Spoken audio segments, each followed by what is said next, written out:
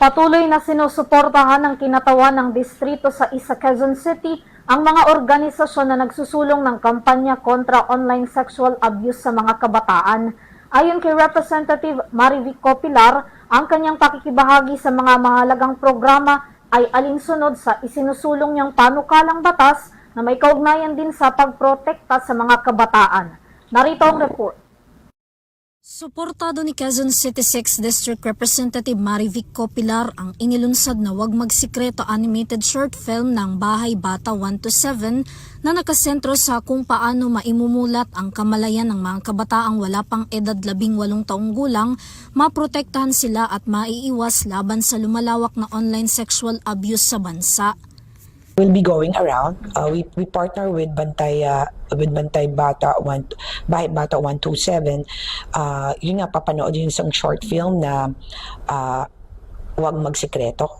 Oo. The Wag Magsikreto will give awareness to our young children and our students na kung ano yung mga pwede at hindi pwede, o do's and don'ts kung abuse ka na ba. So it's a very good short film, and that will create awareness. And alam, dun sa film, they will also be given the opportunity na kung saan sila pwedeng pumunta kung sakaling they feel that oppressed or victim sila neto. No? And by having this kind of awareness, so baka hindi na baka, I'm sure maraming matututo dito, pati yung mga magulang o yung mga iba pa na hindi nila gawin kasi aware na yung mga bata.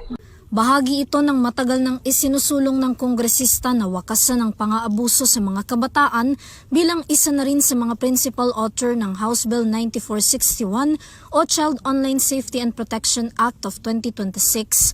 Ayon sa mambabatas, hindi makakailang maraming mga kabataan sa Pilipinas ang biktima ng pang-aabuso na karaniwan pa ay mismong kamag-anak ang nag-uudyok sa mga batang gumawa ng malalaswang gawain kapalit ng kakaunting halaga o kaya naman hindi namamalayan ng mga bata na naaabuso na pala sila.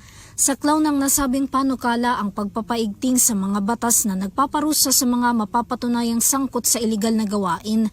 Nakasaad din dito ang whole of government approach at koordinasyon sa iba't ibang ahensya ng pamahalaan.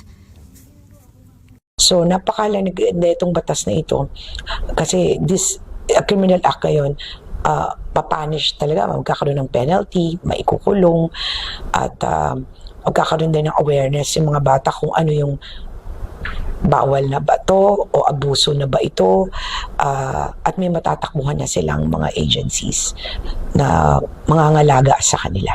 Nakikita naman daw na dahilan ng mambabatas sa lumalawak na online sexual abuse ay ang kahirapan din na nararanasan ng mga Pilipino.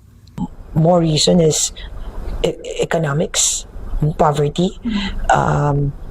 Parang madali silang maalok, oo, na kasi kapalit na kunyari pambili ng sapatos o pasukan na, kulang ng budget ng pera, so o sige video ka o business papadalang ka na kagad ng pera.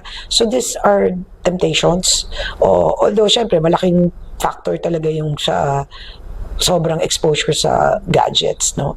Pero kaya napakahalaga ng bill na to kasi para maproteksyon na naman yung kabataan at mag-create din ng awareness na eto na yung nangyayari sa atin.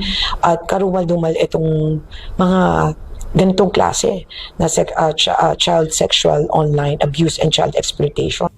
Bukod sa nabanggit na animated short film na ipapanood sa lahat ng mga paaralan sa District 6 sa August kasabay ng Youth Month, may takbo para sa kabataan fun run din na isasagawa sa distrito.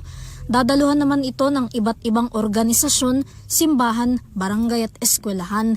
Samantala, ang Child Online Safety and Protection Act of 2026 ay pasado na sa ikatlot huling pagbasa ng House of Representatives habang sa Senado, lusot na ito sa ikalawang pagbasa. Para sa EuroTV News, Vanessa Cleofas, sumasaludo sa bawat Pilipino.